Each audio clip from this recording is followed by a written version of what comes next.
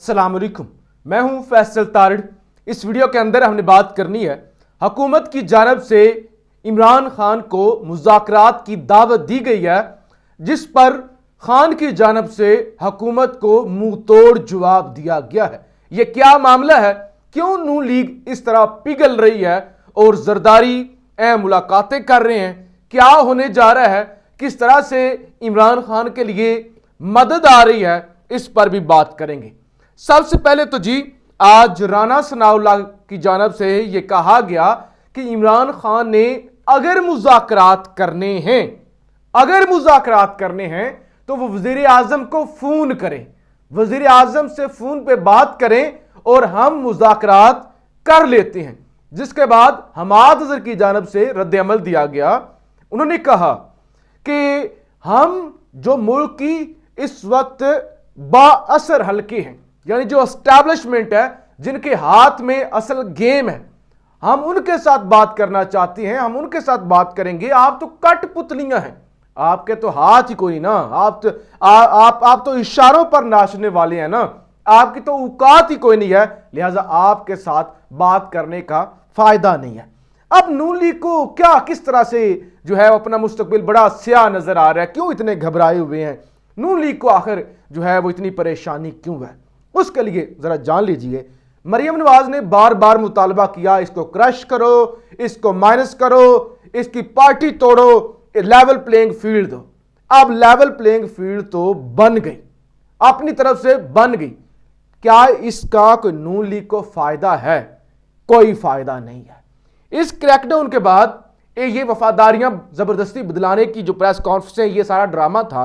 इसके बाद मैं जाती तौर पे समझता हूं इमरान खान को अगर वोट 70% मिलने थे तो अब 85% मिलेंगे।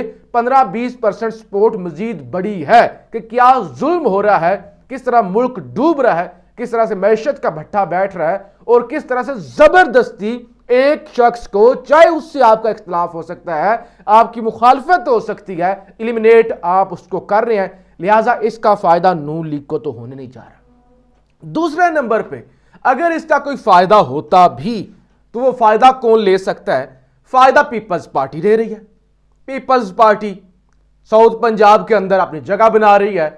फायदा जहांगीर खान तरीन ले सकता है, फायदा चौधरी शुजात हुसैन ले सकता है। ये तीनों का पंजाब के अंदर कुछ ना कुछ 2 सीटें, 4 सीटें, 10 सीटें, जो भी आप कहें, कुछ ना कुछ इनके हिस्से तुम्हें तो आ गया।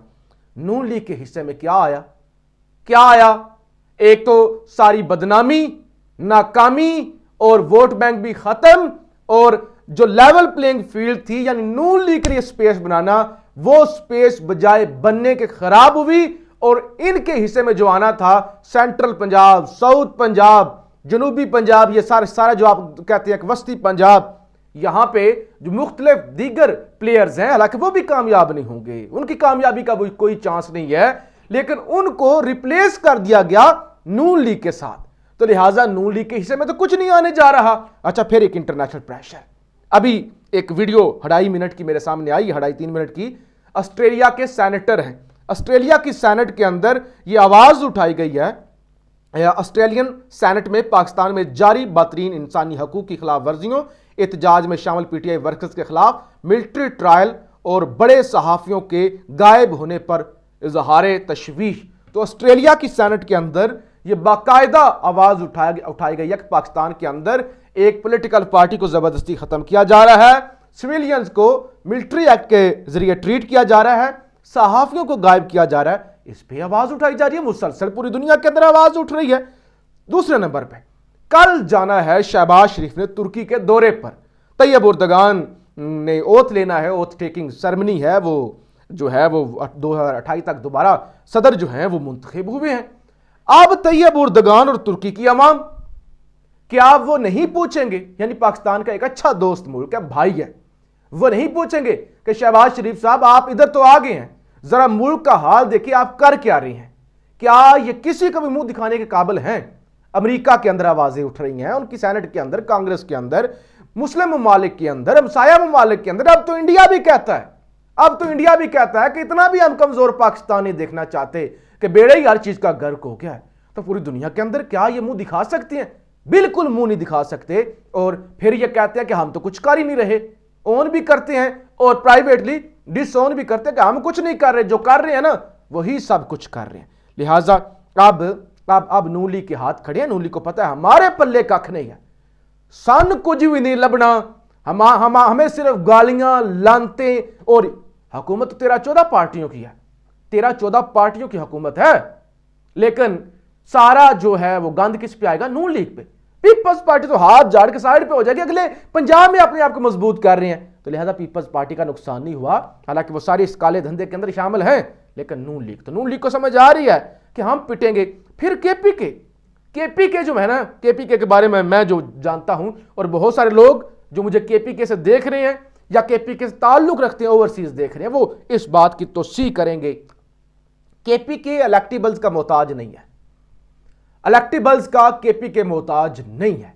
पंजाब से जो नए सियासतदान आए हैं, नौजवान सियासतदान 1-2 होगा जिनका पॉलिटिकल बैकग्राउंड नहीं है, लेकिन वो नौजवान सियासतदान आ गए, जिसमें एक फैसलाबाद से फरूक हबीब साहब का नाम और कोई एक आधा शायद होगा। केपीके से कितने सियासतदान आपको नजर आए? कितने ऐसे सियासतदान आपको नजर आए? कोई चाय बेचता था, किसी का मामूली सा बिजनेस था, अली मोहम्मद खान वकील था, मुराद सईद कुछ भी नहीं था, स्टूडेंट लीडर था। इस तरह के कितने नाम आपके सामने केपीके की सूबाई असेंबली के अंदर, केपीके आपकी कौमी असेंबली के अंदर केपीके के नाम सामने आएंगे, जिनका पॉलिटिकल बैकग्राउंड भी कोई तगड़ा नहीं था, जिनके पास इतने पैसे भी नहीं, आ गए। बहुत सारे ऐसे लोग केपीके के अंदर पैदा हुए हैं। इमाम मस्जिद, एक आम से इमाम मस्जिद ने वली खान को शिकस्त दी हुई है और बड़े बड़े खानदानों को शिकस्त दी हुई है। लिहाजा केपीके इलेक्टेबल्स का मोहताज नहीं है। जहां तक मेरा मुख्तसर सा तजर्बा है, केपीके के अंदर मौलाना फजलुर रहमान को कोई एक आम सा बच्चा उठ के भी शिकस्त दे सकता है, या एमएल वली खान को कोई आम कारकुन भी उठ के शिकस्त दे सकता है, क्योंकि वहां पे ये नहीं कि वहां ये मलक साहब, ये फलां साहब, ये वडेरा साहब, ये चौधरी साहब, ये रईस साहब होंगे तो फिर इलेक्शन, यानी ये फैक्टर होता है लेकिन बहुत मिनिमल। तो लिहाजा अगर आप बड़ी बड़े लोग तोड़ भी रहे हैं तो वहां पे तो लोगों के अंदर और शऊर है, वहां पे हमेशा टर्नआउट भी ज्यादा होता है, वहां पे तो लोग निकलते हैं, वोट देते हैं। लोग जो है वो जमात का वोट होता है, शख्सियात का वोट नहीं होता। लिहाजा कुछ भी इससे हासिल नहीं होने जा रहा। खान के सामने जो आखिरी एक रखी जा रही है कि एक चीज जो रखी जा रही है, अंसार अब्बासी साहब की भी अभी मैं पूरी एक वीलॉग सुना है, खबर जाहिर है उनके पास एस्टैब्लिशमेंट की सारी खबरें होती हैं कि इमरान खान कुछ अरसे के लिए साइड पे हो जाए, कुछ टाइम के लिए साइड पे हो जाए, और जो है वो फिर पीटीआई का मुस्तकबिल है, अदरवाइज जो है पीटीआई का कोई मुस्तकबिल नहीं है कुछ टाइम के लिए। लेकिन एक और भी है, खान की उम्र है 72 साल, 2-4 साल के लिए खान साइड पे हो जाते हैं। खान हो जाएगा 75 साल का, 76 साल का, 77 साल का, यानी एजेड। और फिर उस वक्त यानी वो एक ऐसा वक्त है जब आप ज्यादा ओवर एज होना शुरू हो जाते हैं, तो फिर आप एक्टिव पॉलिटिक्स नहीं कर सकते। तो लिहाजा खान को भी ये लगता है, पीटीआई के जो डाई हार्ट लोग हैं, करीबी लोग हैं, उनको भी लगता है कि खान अगर 4-5 साल के लिए साइड पे होता है, फिर इसका मतलब ये खान का कोई फ्यूचर नहीं है, खान के पास पहले ही वक्त निकलता जा रहा है, खान की 72 साल एज हो गई है। तो लिहाजा खान इस सोल्यूशन की तरफ भी जाता हुआ नजर नहीं आ रहा। और दूसरी जो अहम चीज है, आज काजी फाइज साहब ने बड़ा वाज़ेह पैगाम दे दिया, जो उन्होंने क्लैरिफिकेशन की, उन्होंने कहा एक तो कोई इख्तलाफ नहीं है, दूसरा ये जो तासुर दिया जा रहा है कि हमने एक अलग ग्रुप बनाया हुआ है, कोई ग्रुप नहीं बनाया हुआ, हम एक हैं, हम इकट्ठे हैं, इस तरह की खबरें ना चलाया करें। तो ये भी एक बड़ी पॉजिटिव चीज है, सारी कौम कहती है कि सब इकट्ठे हो। फिर एक और अहम चीज, मेरी जिंदगी और सियासत खान के साथ है, जबरी तौर पर प्रेस कॉन्फ्रेंस कराई गई, वकील असद कैसर, शेर अफजल मरवत साहब हैं, हाई कोर्ट के वकील हैं, सीनियर वकील हैं और असद कैसर के वकील हैं, उन्होंने ये इंकशाफ किया है, बल्कि मीडिया को बताया है कि असद कैसर साहब ने कहा है कि मैं खान के खिलाफ जाने का सोच भी नहीं सकता।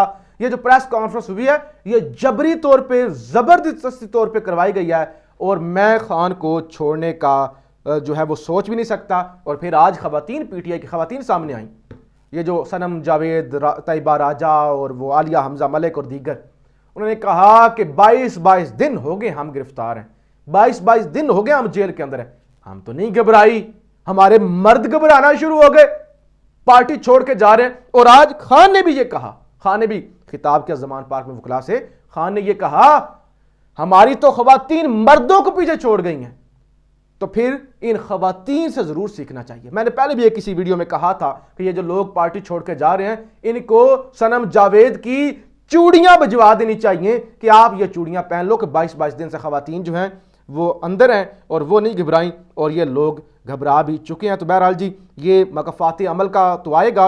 ये मैं सुन रहा था जावेद हाशमी साहब को, जावेद हाशमी ने कहा भुट्टो को फांसी लगी तो पीपल्स पार्टी की 40 रुकनी वर्किंग कमेटी में से सिर्फ 2 लोग रह गए, 38 छोड़ गए। जब नवाज शरीफ को इन्होंने पकड़ा तो ख्वाजा आसम ने कहा कि मैंने सियासत ही छोड़ दी है और नौकरी करने दुबई चले गए। एहसन इकबाल सऊदी अरब चले गए, नौकरी करते रहे। ये जावेद हाशमी की जानब से कहा गया। तो ये जो मजाक उड़ाते हैं ना, मजाक उड़ाते हैं कि ये है, ये है, ये है, ये तारीख में पहले भी होता हुआ आया है। और अब वो जज जिन्होंने आज रिहा करने का हुक्म दिया था गुलाम मुर्तज़ा विरक साहब, मजिस्ट्रेट लाहौर से, चौधरी परवेज लाई को, उनको गालियां पड़ना शुरू हो गई हैं। उनके खिलाफ ट्विटर पर एक मुहिम जो है वो सरकारी तौर पर पंजाब हुकूमत की जानब से लॉन्च कर दी गई है। तो ये इस तरह के लोग हैं जी, अजीबोगरीब लोग हैं। जब नाकाम होते हैं तो फिर हमला कर देते हैं, और अदारों पर ये हमला करें, ये हमला करें, ये सुप्रीम कोर्ट पर हमला करें, इनको कोई नहीं पकड़ेगा, कोई आइन की तौहीन नहीं होगी। ये इलेक्शन ना करवाएं, असम्बलियां टूट चुकी हों, कोई तौहीन नहीं है। सुप्रीम कोर्ट के जजेस को गालियां दें, कोई तौहीन नहीं है। हाजिर सर्विस जजेस को धमकियां दें, मुल्क का बेड़ा गर्क कर दें, कोई तौहीन नहीं है। लेकिन अगर कोई जो है वो दूसरा बोले, वो क्या कहते हैं, हम बात भी करें तो हो जाते हैं बदनाम, पता नहीं क्या इस तरह का शेर है। बहरहाल जी, आप राय का इजहार जरूर कीजिएगा। पाकिस्तान जिंदाबाद।